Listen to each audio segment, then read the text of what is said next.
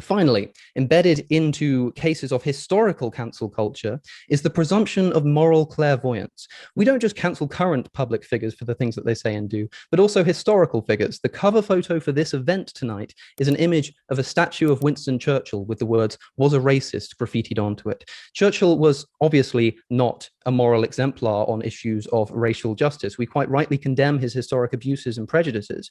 But for those who think it's right to cancel historical figures for their ethical violations, I caution you to consider with what judgmental eyes future historians will one day look upon you when it comes to light that you weren't a bastion of moral perfection yourself. It's very obvious that our present society is currently engaging in actions that future historians will look back upon with horror and embarrassment. The most obvious candidate here is our current abuse of non-human animals in factory farms so that we can enjoy the taste of their flesh and secretions. Factory farms are industrialized engines of animal cruelty, and the future will look back with shame on how we once tolerated this with folded arms.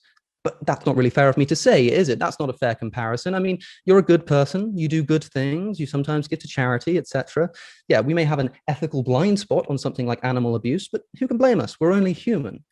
Ethical blind spot is what I would hear the future responding. Factory farming was responsible for causing pandemics, antibiotic resistance, ruining our health, destroying our ecosystem, and perpetuating animal torture. How can you call this a mere blind spot? It's indicative of an inexcusable moral laziness.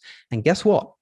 They're right. We are all complicit in inexcusable crimes that will one day be looked back upon with shame and embarrassment and confusion about how otherwise morally sensible people allowed it to continue. We know this. Yet if it is true that historical figures should be cancelled on the basis of their ethical anachronisms, then we're not just committed to expecting that we'll all be cancelled ourselves in years to come for our current severe ethical failings. We're committed to positively advocating that this happen. Now, of course, you're welcome to take that view if you like. I'm only looking for consistency here. But if you do, I excitedly wait the day when you have to convince your peers to take down statues of Martin Luther King because he used to eat meat.